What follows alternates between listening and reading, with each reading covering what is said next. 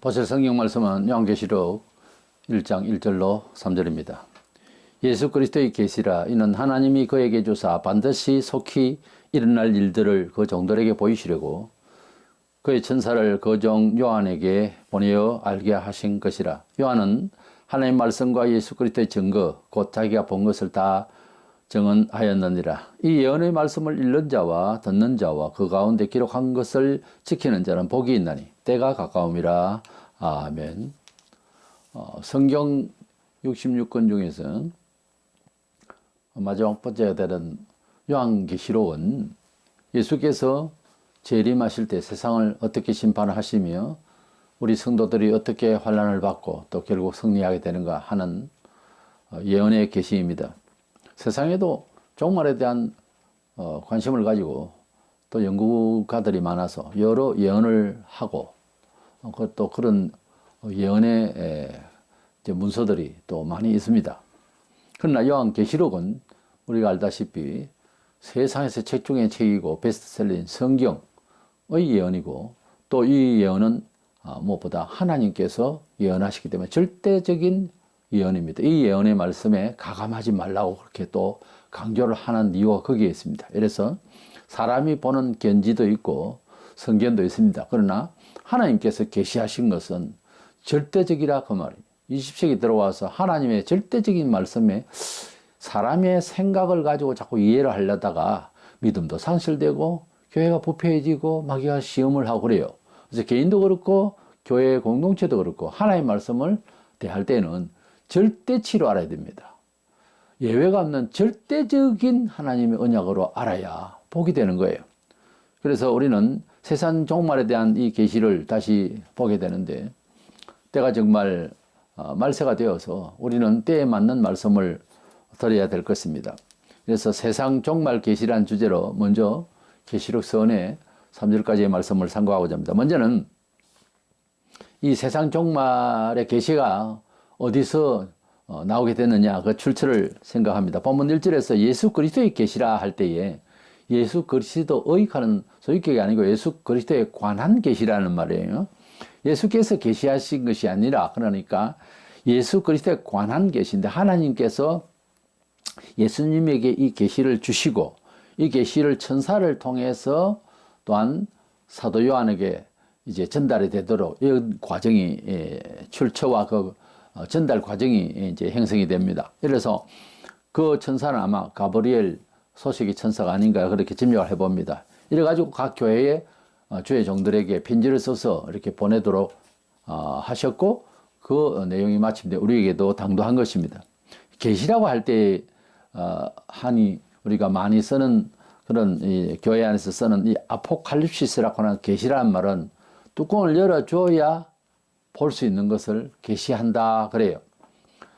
신의 계시라고 할 때에는 그 계시를 뚜껑을 열어서 보여주듯이 보여주지 않으시면 오만 가지의 짐작만 하는 거지 옳은 답이 없는 거예요. 그래서 땅에서는 뭐다? 옳은 계시가 없다 그 말이에요. 세속에서는 맹인 코끼리 붙잡고 하는 소리와 같이 다리 잡으면 기둥 같고 배 잡으면 벽 같고 코 잡으면 뱀 같아 하는 식으로 우리 이 세상에 가지고 있는 여러 가지 지식의 모든 사유가 계시가 아니란 말이에요. 우리가 깜깜한 칠흑 같은 밤에 덧없는 것 같은 그런 경험이고 주장이지 옳은 것이 사실은 없어요. 대중이 옳다고 여겨주니까 옳은 건가 하지만 세월 지나보세요. 아니거든요. 이래서 진짜 참된 우리의 길은 또 우리가 바르게 사유할 방식은 하나님의 계시에 있다는 거죠. 본래는 죄를 짓기 전에는 그래서 천국 가서는 그렇게 안 나는 거죠. 하나님께서 생각의 기초를 주시고 생각의 그 목표를 주시고 방향 감각과 그런 정서까지 주신다는 거죠. 이래서 계시만이 우리의 사유의 틀이 되어야 돼요. 그 계시가 뭐예요? 성문화되어 있는 성경이에요.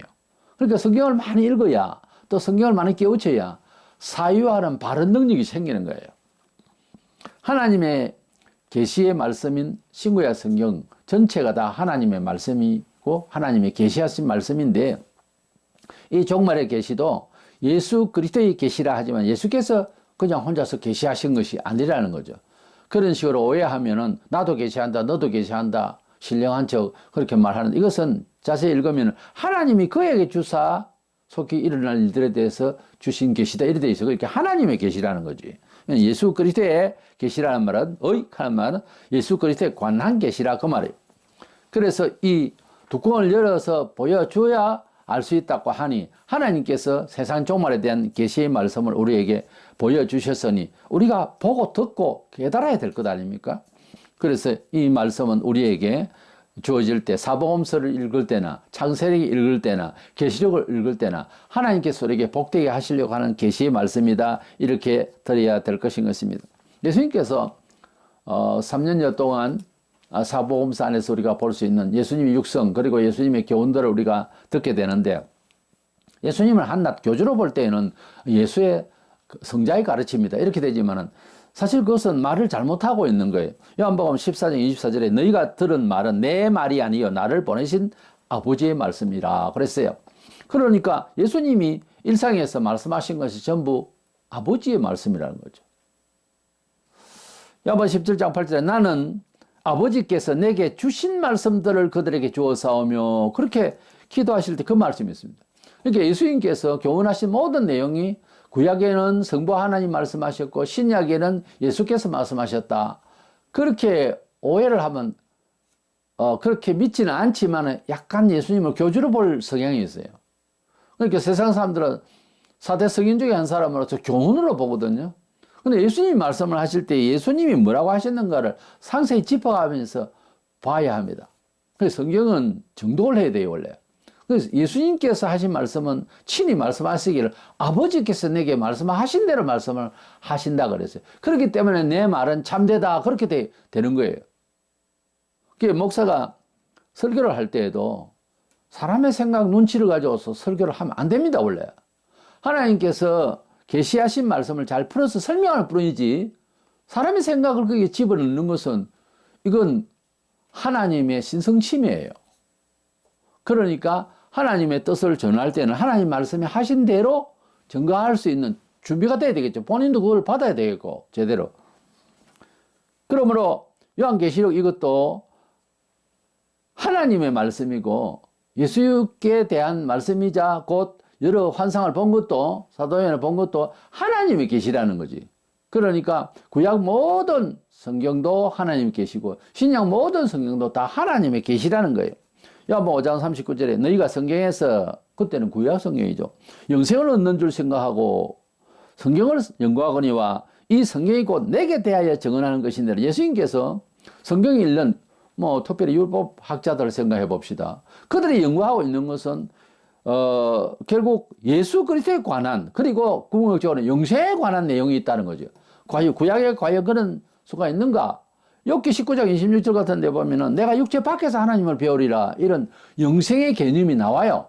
그리고 영생의 하나님이라는 말씀이 계속 나오고 있고, 그렇기 때문에 구약 성경을 읽고 있는 그때 당시의 백성들과, 서기관들 일반 백성들은 책을 갖고 있는 건 아니지만은 그런 성경 연구자들, 특별히 율법교사들, 이런 사람들이 연구를 할 때에 예수를 이해할 수 있도록 정신을 가져야 되는데, 이 머리 좋은 사람이 생각을 잘못하면은 사기꾼이 된 거예요. 사기꾼이 바보가 아니에요. 머리가 상당히 빠르고 민감하고 두뇌가 명석합니다, 원래. 하나님의 말씀을 볼 때에 내가 먼저 거기에서 뭐라고 하셨어요? 이딴 식으로 보면은 문제를 발생해요. 성경으로 통해서 오히려. 그래서 교회에서 문제가 발생하는 자세히 보면은 하나님의 말씀에 제대로 액면 그대로 수용한 겸손함이 없는 자들이 문제를 일으킨다고. 교회사적으로 사고 발생한 것은 다 보면 하나님 말씀으로 돌아가지 않아서 그래요. 하나님 말씀에 하지 말아 했으면 안 하는 걸로 해야 되는데 그래도 할 수 있다라고 가면 문제가 생기는 거예요, 자연히. 그렇기 때문에 하나님 말씀에 두려워한 사람은 원칙적으로 겸손해요. 괜찮다고, 사람이.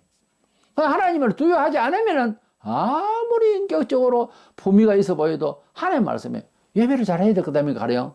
근데 주일 예배는 잘 안 가지만 사람은 참 좋다. 그 거짓말이에요. 못 믿는다고.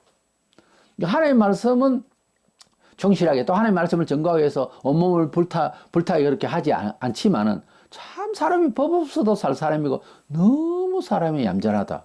거짓말입니다. 거짓말이라니까. 그게 또 사람 더 미치게 합니다. 잘못하면.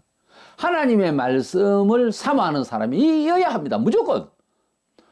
제가 서두에 말씀드렸는데 하나님의 말씀을 벗어나서 사유하는 것은 옳은 말이 아니라고요. 옳은 사유가 아니라고요. 심지어 옳은 도덕도 아니에요. 때문에 하나님의 말씀의 계시만이 우리 사람이 그대로 받아들여서 사유를 시작하고 목표를 가지고 기획을 해야 되는 거예요. 인생을 살아가는 데서 처세라는 것이 하나님의 말씀의 기초 위에 되지 않으면은 모래 위에 집을 지은 사람 금방 아주 이쁘게 지을 수 있는데 파도가 오면 그냥 썰어가죠. 바닷가에서 모래 이제 손등으로 해서 지어보지를 못했어요. 해봤겠죠 한 번쯤. 뭐 다음에 한번 해보세요. 여름 오면 가서. 그러면 그것을 말씀을 정확하게 이해할 수 있어요. 더 그냥 파도에 그냥 휩쓸려서 그냥 뭐 공간도 만들어서 다 물이 차버리고 내려앉습니다. 하나님의 말씀이 아닌 그런 방식으로 장사를 하고 직업을 구하고 교회사적인 일을 하고 결국 무너져요. 무너질 때 보면 참 험하게 쓰러집니다. 때문에 목사가 하는 일, 교회가 공동체가 하는 일, 모든 일 끝이 영광스러워야지. 끝이 이단들 보세요. 그냥 무너지는데 추하게 무너지거나 참 서글프게 사라집니다. 원래 아무리 한때 대단했고 풍요해도 그 사람이 진리를 도모하지 않는 이상에는 종교 사업가였지 결국은 안 되는 거죠. 우리 역사에 많아요. 건간에도 그런 일이 있고 로버트 H. 슐러라든지 이런 사람들 그 끝을 보세요. 정상이 아니에요. 그래가지고는 하나님의 말씀을 하나님의 영광을 올릴 수가 없죠. 야고보 5장 36절에 모세를 믿었더라면 이스라엘 백성들 그때 모세만 이야기 주로 많이 했어요. 뭐 그건 전통이 있잖아요. 또 나를 믿었으리니 모세를 믿었으면 나를 믿었을 것이다. 이는 그가 내게 대하여 기록하였습니다. 특별히 우리 모세 오경 또 시편에도 있습니다만 모세의 글이 모세의 오경 창세기 출애굽기 민수기 신명기 모세의 오경은 구약을 정말 대표해요. 구약 성경 가면 39권 중에서 그럼 모세의 오경 모세가 기록을 할 때에 창세기를 기록하고 출애굽기 신명기 창세기 출애굽기 레위기 민수기 신명기 이 5가지를 쓸 때에 예수 그리스도를 생각하면서 썼다 해도 과언이 아니다 이 말이에요. 모세는 하나님이 계시하신 대로 기록을 했지만은 모세가 기록을 할 때 예수 그리스도에 관한 계시를 썼다고 했기 때문에 창세기 1장 1절부터 읽을 때 예수님을 생각하면서 읽으면 이해가 완전 바뀝니다. 예수 그리스도를 중심으로 기록을 해놨어요. 보면 때문에 성경 구약 특별히 모세오경을 주님께서 전도하실 때 많이 애용을 하셨는데 시편도 말씀하시고 하셨는데 이 말씀을 신약을 읽으면서 잘 맞춰보세요. 다 예수님을 위한 말씀이에요. 사실은 좀 현실적이고 그리고 어떤 사례가 여러 가지 있을 때에 그것은 의미를 내면에 깔고 그런 일을 이루시고 또 진행을 하신 것을 잘 알 수 있습니다. 그것은 이제 구약 성경과 신약 총론적으로 또 디테일하게 좀 공부를 해보면은 다 끼어 맞아지는 것을 알게 될 것입니다. 구약에 가령 제사를 드리기 전에 제사 이전에 하나님께서 아담과 하와에게 이제 짐승을 잡아서 가죽 옷을 지어 입으셨어요. 가죽은 거의 반영구적이죠. 이거는 영생을 상징하는 것이고 구원하셨어요. 둘이를. 그런데 거기에 양의 피를 흘려서 짐승의 피를 흘려서 가죽을 만들잖아요. 그래서 예수님의 보혈로 아니고는 구원받을 수 없다는 말이고 애굽에서 400년을 그러니까 완전히 희망 없는 백성이 되어 있죠. 그때에 하나님께서 때가 되어서 모세 지도를 통해서 말씀하시기를 문설주에 양피를 바르라 사는 문틀에 그래서 그 양피가 뭐냐 예수님의 그 피를 우리 가슴에 바르면 우리 가슴에 생기면 우리 예수님을 믿으면 우리가 구원을 받는다는 상징적인 유월절이라고 하는 건 죄가 지나가고 심판이 흘러간다 이런 뜻입니다. 지나간다는 거예요. 유월절기가 된 거죠. 그것이 예수 그리스도의 구약의 양을 잡아서 피를 바쳐서 제사를 드리는 기원이 거기고 그 피를 바쳤던 성막에서 했던 그 일이 바로 예수 그리스도를 위한 그러한 형식적인 제사 의식으로서 속죄받는 법을 주신 거예요. 그러니까 지금 우리 교회 시대에 이방인으로서 특별히 우리는 이것저것 아무것도 안 되는 거예요. 구원받기에는. 그런데 예수 그리스도를 믿음으로 예수님이 내 죄를 위하여 제물이 되셨기 때문에 일단 구약의 백성들은 죄를 지으면 제물을 드려야 돼 했었어요. 근데 우리는 뭐 유목민이나 집집마다 양을 키우는 것도 아니고, 그러니까 예수님이 우리를 위해 돌아가셨으니까 그 예수님의 피로 우리가 속죄를 받는다고 하는 믿음으로만 이제 가능하죠. 제사의 믿음의 제사. 그것이 형식이 바뀌어서 지금은 제사 대신에 예배를 드리는 거죠. 그래서 우리가 예배를 뭐 구약에도 일상의 예배도 있지만 제사도 있지만은 대명절도 있고 그래요. 3대 명절 그런 것도 있고 오순절, 장막절, 유월절 이렇게 있지만은 또 우리에게는 큰 뭐 부활절기라든지 이런 그 절기도 혹시 있습니다만, 그러나 그것은 절기에 치우칠 일이 없어요. 사실은 우리 마음이 늘 항상 하나님께 절기요, 하나님께 드리는 제사의 날이요, 하나님께 드리는 기쁨의 요제를 드리면서 저는 옷을 하나 사 입어도 아무리 싼 거라도 딱 입고 하나님께 예배하는 날을 먼저 옵니다. 그래서 하나님 옷 입었어요. 흔들기도 하고, 이 요제죠. 하나님께 기뻐하는 거죠. 우리가 하나님께 마음으로 이제 예수님을 믿고 마음으로 제사를 드리듯이 그렇게 이제 예배 중심적인, 그래서 주일날 예배를 온전히 드리고 일하지 아니고 돈벌이 하지 아니하고 사람과의 교제를 좀 멀리하고 오직 우리는 그리스도를 위하여서 사람을 만나도 전도하고 하는 쪽에서, 위로하고 하는 쪽에서 우리가 시간을 보내는 것으로 예배를 드리는, 안식일을 준수하는 것과 같은 그런 예배 중심적 삶을 주일 하루는 온전히 해야 되는 것이고, 또 우리 영혼이 잘 되는 것이고, 또 그것이 신약적인 제사적인 그런 믿음의 생활이 된 거예요. 우리 예수님께서 말씀하시기를 모세를 믿기도 하고 또 모세의 그 역사를 통해서 삶의 인식을 그렇게 하고 있는 그들에게 모세를 믿고 또 모세 오경을 너희들이 알고 듣고 연구를 한다면은 내게 대하여 기록한 거기 때문에 나를 믿어야 된다, 너희들이, 이렇게 되는 거예요. 그러니까 구약 성경은 일는데 신약에 오신 예수님을 인정하지 않는 신학자도 있어요. 꼭 그와 같이 구약을 알고 모세를 안다면서 예수님을 안 믿는다는 것은 말이 안 맞다는 거죠. 이게 지금 예수님의 성경 해석관이에요. 성경관이라고. 그러니까 구약 성경을 우리도 읽을 때에 예수님을 인식할 수 있어야 된다는 거예요. 그것이 얼른 안 되니까 신학을 연구한 목사가 설명을 하는 거예요. 그래서 예배학적인 입장에서 원래는 구약 성경과 신약을 같이 읽도록 해줬어요. 이게 헌법에도 그렇게 기록을 합니다. 그런데 이제 설교하면서 설명을 하니까 그냥 넘어가는 거지. 원래는 구약 한번 읽고 신약 한번 읽고 이렇게 해주는 것이 맞아요. 그래서 예수님이 우리에게 주신 메시지가 지금 성문화되어 있는 신약은 구약에 참 근거를 두고 하신 말씀이다, 그 말이에요. 그러니까 결국은 구약 성경에 내게 대하여 증거하는 것이로다 하는 구약 성경과 신약의 사도들이 예수님에 대해서 행적을 기록한 것을 또는 교리를 기록한 것을 다 합치면 전부 신구약 성경의 주인공은 누굽니까? 예수님입니다. 그래서 예수님의 말씀으로 읽으시라고, 구약도 사실은. 그러니까 구약에만 믿음에 대해서 모세와 아브라함의 기적에 대해서 말하면서 예수님이 안 나오면 안 됩니다. 그 이야기는. 그것 하라고, 그런 기적 이야기 하라고 기록된 거 아닙니다. 그러니까 이스라엘 백성들이 그런 식으로 생각하니까 예수님을 못 믿는 거예요. 겨우 그 생각하니까, 눈에 보이는 가시적이고 기록의 문화만 생각하니까 예수님을 영접하기 어려운 거예요. 그런 가운데서 면면이 흘러오고 있는 예수님의 피의 보혈의 은혜를 제사를 통하여 기억을 하고 있었으면 예수님을 이해하죠.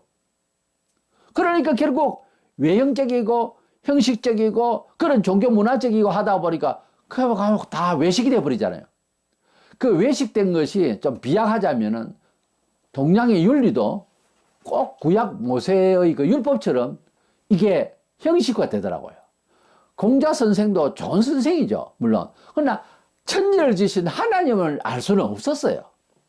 때문에 왕문기를 귀신에 대해서 이야기를 하고 내세에 대해서 이야기를 했을 때 살아있는 동안에 사람의 사정도 다 모르겠는데 죽고 난 뒤에 내 얘기를 어떻게 하냐고 분명히 이야기했어요. 때문에 우리가 세상에 좋은 선생들이 많이 있지만은 우리가 한참 젖었기 때문에 그렇지, 공자할 명자할 그것이 우리에게 생명이 아니라고요. 아니라고. 기분이 상하겠지만은 학자들이 전면적으로 새롭게 해야 되는 거예요. 보수가 아닙니다. 인생은 완전히 개축도 아니고 완전히 신성한 거예요. 새로운 땅에서 새로 집 짓듯이 그래 안 하면은 인생 제대로 건지지 못해요. 바로 예수님이 길이고 진리고 생명입니다. 그 이상으로는 윤리와 도덕과 이런 거 비슷비슷하게 기록되어 있는 것 같아도 아니라니까요. 뜻이 깊이 묵상하고 생활에 체험을 해보세요. 공경을 맹절하고 같은 건가? 아니라니까요. 내용이 달라요. 그러면서도 월등히 우월하고 좋은 결과가 나온다니까요. 때문에 이스라엘 백성들이 그런 윤리의식 또는 뭐 율법적인 그런 그 제도 카테고리 속에서 도마틱하게 아주 교리적으로 막 이렇게 세례적인 그렇게 하다 보니까 예수님을 더 알 수가 없는 거예요. 더 알 수가 없는 거예요. 사람들도 유능하게 자라려면 약간 유연한 그런 경험이 다양한 면이 좀 젊은 때는 좀 필요하다고 나는 봐요. 너무 이렇게 단조롭고 너무 이제 갖추어져 있는 이런 우물안 깨구리처럼 있으면은 이건 세상 밖으로 나오면은 계속 문제를 일으킵니다. 그렇기 때문에 우리가 다양한 문화 속에서 선별해서 좋은 것을 취하고 하는 나라는 부강해요. 하나님의 나라는 너무 풍성하기 때문에 사유의 체제가 굉장히 넓어요. 그래서 기독교를 영향받은 나라는 다 잘 살아요, 원래. 그런데 공산주의 사상이 뭐예요? 유물론이잖아요. 유물론. 돈 있으면 무조건 된다는 거지. 그러면 이제 죽는 거예요, 그게. 그게 잘 살 것 같아도 잘 사는 게 아니라니까요. 딱 가두어져서 종이 돼버려요. 그리고 인권도 없어져요, 나중에. 본인이 그렇게 되니까 남에게도 인권을 아주 우습게 생각해봐요. 돈이라는 게 너무너무 무서운 거예요. 거기에서 자유하지 않으면 인생 잘못 사는 겁니다. 완전히 깨야 되는 거예요. 물질은 하나님 거다 이렇게 생각하고 살기를 바라고요. 그래 안 되면 인격이 본인도 무시당하고 스스로 다른 사람들도 무시해요. 이게 유물론주의거든요. 이것이 배금주의 사상이고 이것이 물질주의에다가 결국 이 마지막 시대에 가면 이것만이 선이고 이것만이 사는 길이다 해서 돈밖에 몰라요. 오늘날 다 그렇지 않아요? 교회 사회도 마찬가지예요. 물질적으로 뭐 예배당도 외형적으로 잘 지어놓으면 잘 된다. 사업하다가 망한 거예요, 지금. 종교는 사업 아닙니다. 뭔 종교라도 원래는. 이래서 하나님의 말씀, 구약 성경도 모세를 믿고 모세를 안다면 그 사람이 예수를 알아야 되는 거고요. 신약은 더더구나 예수에 관한 기록이니까 결국 신구약 66권은 전체 예수 그리스도에 관한 얘기고 영생에 관한 말씀이라는 거죠. 예수님이 오신 목적 요한복음 6장 40절에 영생을 주시려고 왔다고 그랬고 구약 성경을 읽어도 영생을 얻기 위해서 생각하고 성경을 연구해야 되는 것으로 말씀을 하고 있잖아요. 때문에 신구약은 예수에 관한 내용이고 예수에 관한 내용이 종국적으로 영생 부활을 천국을 말하자면 믿지 않으면 허당인 거예요. 세상에 아무리 잘 살고 뭐 국가를 구하고 어쩌고 해도 영생에 대한 영생 복량에 대한 개념이 안 서면은 그건 신앙이 아니에요. 일상에서도 신앙의 인격으로 정서를 못 갖춥니다. 그런 식으로 사유를 가지고 있습니다. 그래서 성경에 말한 내용대로 예수가 제일 커야 되고 천국이 제일 마지막 번째 목적이 돼야 됩니다. 반드시 속히 일어날 일들이라고 하셨는데 당시에 바로 일어난다 이런 뜻은 아니 뒤에 쭉 읽어보면은 여러 가지 상황들이 오는데 예수께서 오시는 까지 오는데 당대에 일어날 일로 말하는 것이 아니라 반드시 속히 된다는 말은 속히 확실하게 이루어질 것이다 하는 확실을 말합니다. 확실성은. 그러니까 하나님의 시간은 이렇습니다. 우리는 어제는 어제고 오늘은 오늘이고 내일은 아직 도착하지 않았습니다. 이런 시간 의식으로 생각하면서 이거를 읽으니까 그거 봐요. 성경을 읽을 때 그런 마음으로 읽으니까 안 되는 거예요, 이게. 이거는 하나님께서 옛날도 지금 가져와서 우리 마음을 트라우마에서 탁 해방시켜 주시기도 하고요. 미래가 걱정되는 것도 살살살 무디게 해가지고 싹 녹여버려서 걱정 없이 해버려요. 그러니까 과거 시간에 머물지도 않고 발목 잡히지도 않고 미래에 대한 두려움도 딱 없게 하시는 시간 의식이 있다고요. 그게 하나님의 카이로스의 시간이고 그러다 보니까 계시의 이 말씀이 나중에 일어날 일로 되어 있거든요. 계시록의 그 해석 부분에 있어서 여러 가지 과거적 해석, 현재적 해석, 복음적 해석, 역사적 해석 여러 가지가 있습니다만 우리는 역사적 해석을 해요. 미래의 역사적인 해석. 그래서 미래 예언서라고 보거든요. 근데 그 미래 예언이 믿음이 관문이 열리면 오늘 지금 일어날 수 있는데 적용이 된다고 그 일이. 그러니까 이 말씀을 읽으면은 오늘을 사는데 이 막중한 이 엄청난 말세의 모든 현상이 지금 일어나면 정말 못 살 것 같은 정도의 그런 엄청난 일들이 벌어져요, 앞으로. 근데 그 일들이 있음에도 불구하고 성도를 지키심이 보이거든요. 그러니까 지금 우리가 도전되는 모든 삶에 있어서 우리가 승리할 수 있는 이상한 힘이 생긴다는 거예요. 뭐가? 계시록 읽으면. 계시록을 알면은 그런 자신감이 생긴다는 거죠. 예수 믿고 자신감이 없는 것은 불행한 겁니다. 누구나 믿음이 약하면 자신감이 없어요. 세상이 강하다고 항상. 그런데 예수 믿고 가장 큰 복이 뭔가 하면 자신감이에요. 평강이에요. 이것을 많이 가진 자는 복된 자고 승리자입니다. 이것이 안 되면은 사실상은 믿음의 효과를 발휘하지 못해요. 천국을 기다리는 정도지. 그래서 반드시 속히 된다고 하는 이 말은 반드시 속히 가면 반드시 꼭 된다. 그렇게 읽으면 되겠습니다. 지상의 언어로 말하자면 중복된 거예요. 반드시 이루어질 거다 하는 그런 뜻이지. 속히 이루어진다라니까 시간 개념을 그렇게 생각하다 보니까 언제 예수님이 올까? 이렇게 하고 있는 거예요. 그러다 보니까 뭐 기도하다 보니까 몇 년 몇월 며칠 예수가 온다는 이상한 계시를 받은 거예요. 그래가지고 한 이야기가 안식계도 여호와 정인도 그리고 수많은 예언가들이 많았습니다. 우리나라에도 멀쩡한 목사라는 사람이 그냥 가을에 예수님 온다 그러고 한때 아직 텔레비에서 아예 공개적으로 그래가지고 다 망했죠. 이것이 이제 왜 그래 됐느냐? 하나님의 절대 계시 앞에서 딴 생각을 한 거예요. 그러니까 마태복음 24장 36절에 그러나 그 날과 그때는 아무도 모르나니 하늘의 천사들도 아들도 모르고 오직 아버지만 아시느니라. 다시 오실 예수님 자신도 모른다고 하는데 어떻게 당신이 알아요?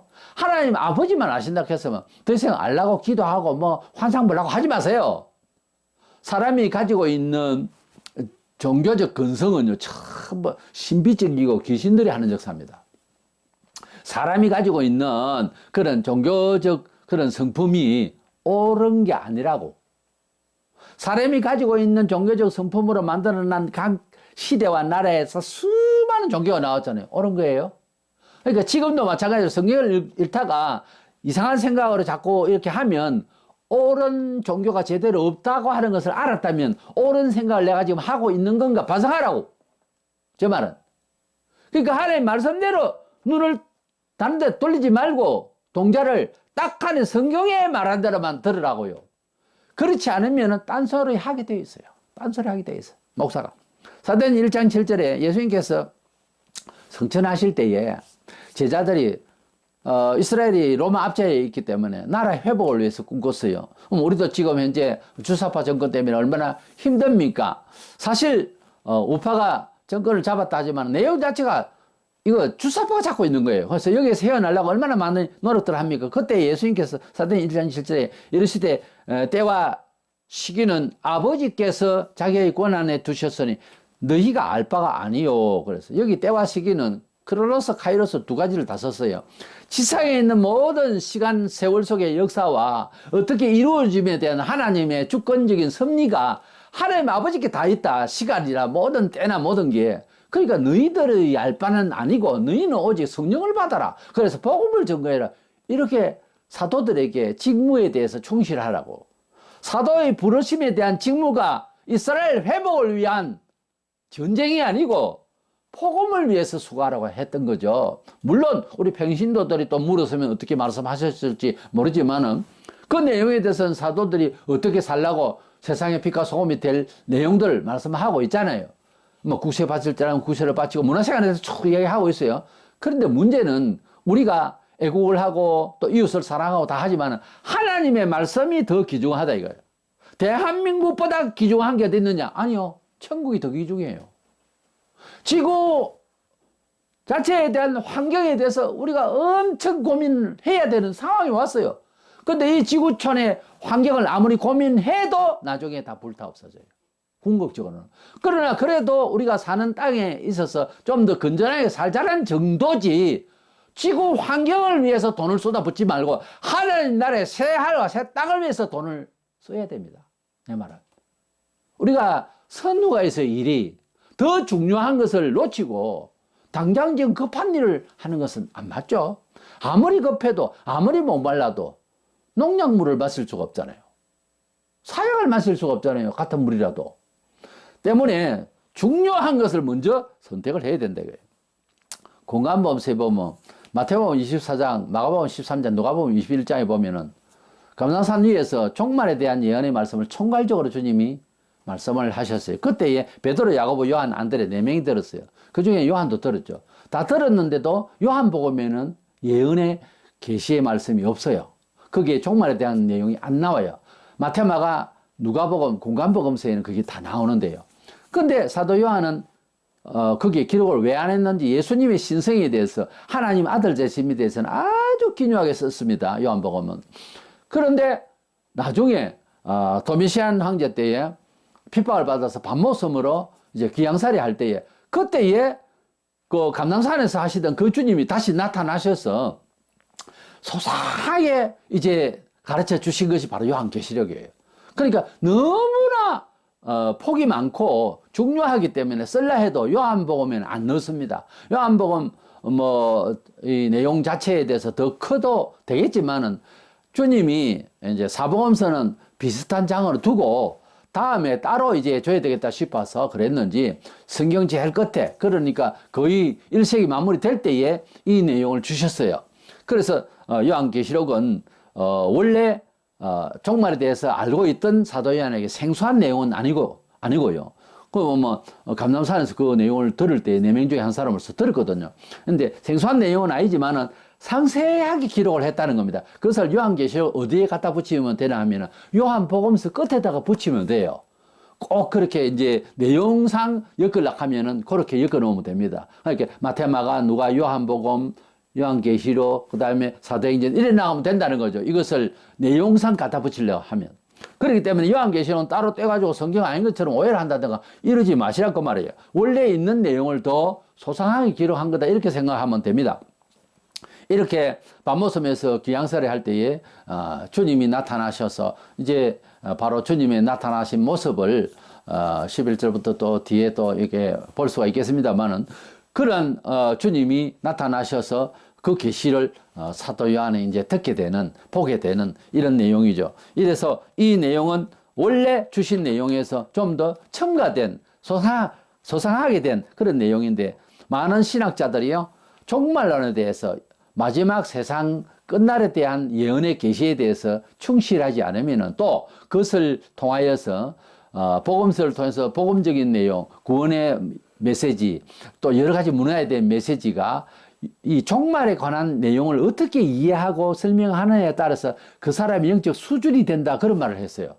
그렇기 때문에 이 계시에 대한 내용을 갖다가 어떻게 이해하느냐 하는 것은 일상의 보통 복음을 증거하는 정서가 크게 담겨져 나온다는 거예요. 가령 계시록 이건 안 하겠다고, 무섭다고. 왜냐하면 지금 전하고 있는 것도 잘못된 거예요. 뭔가 문제가 있는 거예요. 때문에 이 계시록은 최종적인 이 하나님의 심판의 내용이고, 또 최종적인 하나님 나라 임박하기 전에 모든 것을 공의롭게 정리하시는 시간이기 때문에, 그것을 동의하지 못하고 그것을 이해하지 못한다면 일상에서는 뭐예요? 그러니까 성도에게 있어서 시간 역사 의식의 종말론적 삶이라는 말이 나와요. 우리 이제 신학적으로 그렇게 표현을 하는데, 꼭 종말처럼 주님이 보실 때 어떻게 했는, 이런 종말론적인 심판을 생각할 수 있는 그런 삶을 살아라는 거예요. 그렇기 때문에 종말론에 대해서 알아야죠. 모르고 말한다고 하는 것은 이건 세월 의식이 별로 없는 거예요. 결국은요, 기복주의예요. 결국은 종교인밖에 안 되는 거예요. 우리 기독교는 종교 이상이 무엇이 돼야 되는 거예요.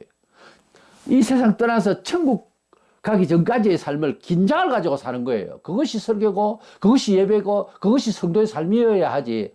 늘어져 가지고서 종교인, 그거 아니에요. 기독교는 종교 문화가 아닙니다. 이래서 이 요한계시록은 이래 보나 저래 보나 하나님의 계시고, 이것은 절대치로 이 말씀에 없는 말을 집어넣는다든가 있는 말을 뺀다든가 절대 할 수 없는 게, 마태복음의 것도 그렇고 창세기 것도 그렇고 빼고 넣고 할 수가 없듯이 계시록도 마찬가지인데, 이 계시록만은 사람들이 넣고 빼고 가감을 하거든요. 다른 말씀에는 그런 말씀도 없어요, 잘.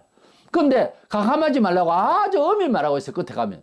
그러니까 이 말씀은 하나님의 계시다, 절대적 계시다, 이렇게 생각을 하고 계시록 읽을 때마다 감사하면서 반드시 오실 주님을 기억하고 소망을 가지기를 원합니다. 두 번째 생각하는 것은, 계시록은 제가 말씀드린 대로 아주 복된 말씀이에요.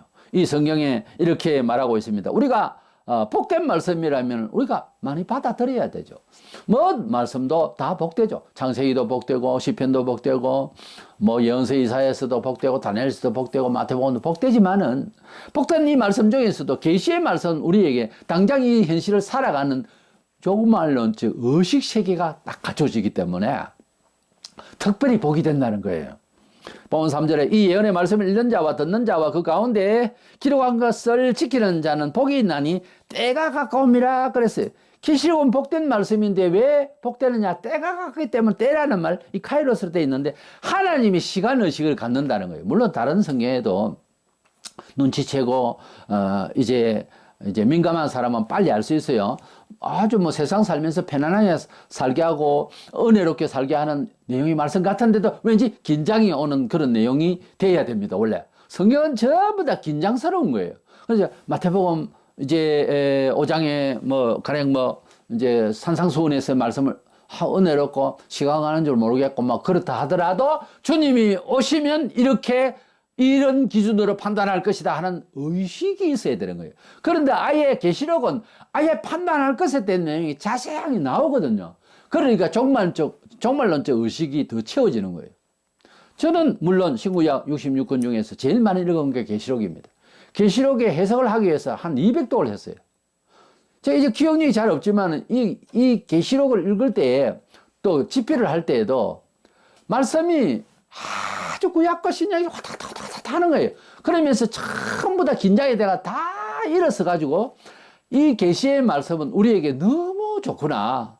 너무 긴장을 놓치지 않게 하고 나는 것을 내가 크게 깨달아서 그래서 요한계시록은 다른 성경 읽는 것을 뭐 제가 추천하지 않나 그 말이 아니고 꼭 읽어야 하겠는데 무엇을 읽어야 될까 싶으면 태만해지고 이런 것 같으면 계시록을 읽으세요. 계시록을 1장부터 끝까지 읽으면 사람 달라집니다. 정말 마음이 달라진다고. 왜냐하면 직접적인 말씀이에요. 종말에 대한 말씀. 이래서 우리에게 의식화하는 이 종말론적 의식화가 하는 이런 시간 개념이 우리에게 생기기 때문에 그렇습니다. 그래서 카이로스의 시간을 가져야 우리가 예수 잘 믿을 수가 있거든요. 하나님의 시간대 의식. 그것을 가지면 사람은 완전히 달라져요. 시나 쓰고 노래나 부르고 그런 세월을 못 보내요.